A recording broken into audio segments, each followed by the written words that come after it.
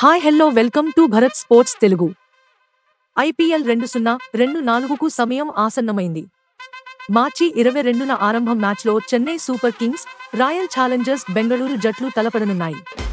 మార్చి 24న గుజరాత్ టైటాన్స్ను ముంబై ఇండియన్స్ తన మొదటి మ్యాచ్లో ఢీకొట్టనుంది. ఈ సీజన్లో హార్దిక్ పాండ్యా ముంబైకి కెప్టెన్గా వ్యవహరించనున్నాడు.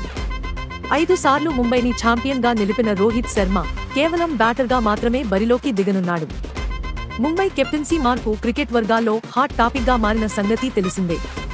ఈ విషయంపై తాజాగా భారత మాజీ బ్యాటర్ అంబటి రాయుడు స్పందించాడు. ఐపీఎల్ 2025 సీజన్ ముందు ముంబై ఇండియన్స్ను విడిచి చెన్నై సూపర్ కింగ్స్కు రోహిత్ శర్మ వెళ్లాలని టీమిండియా మాజీ క్రికెటర్ అంబటి రాయుడు అభిప్రాయపడ్డాడు.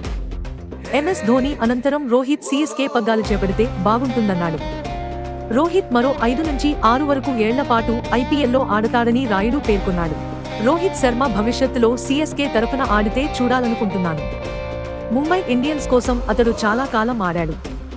సీఎస్కే తరఫున ఆడి టైటిల్ గెలిస్తే బాగుంటుంది. అయితే కెప్టెన్గా ఉండాలా వద్దా అనేది అతడి ఇష్టం. మరో 5 నుంచి 6 వరకు ఏళ్ల పాటు రోహిత్ ఐపీఎల్ ఆడగలడు. 2025లో సీఎస్కేకు రోహిత్ ఆడాలని కోరుకుంటున్నా. ఎంఎస్ ధోని వీడ్కోలు పలికిన తర్వాత రోహిత్ జట్టును నడిపించవచ్చు అని రాయుడు అన్నాడు. ఐపీఎల్ 2025 ముందు మెగా వేలం జరగనుంది. మెగా వేలం కాబట్టి ఐపీఎల్ రూల్స్ ప్రకారం 3 ఆటగాళ్లనే ఫ్రాంచైజీ అట్టిపెట్టుకోవాలి. ముంబై ఇండియన్స్ ఫ్రాంచైజీ జస్ప్రీత్ బుమ్రా, హార్దిక్ పాండ్యా, సూర్యకుమార్ యాదవ్లను కొనసాగించే అవకాశాలు ఉన్నాయి. రోహిత్ శర్మను ముంబై వదిలేసే అవకాశం ఉంది.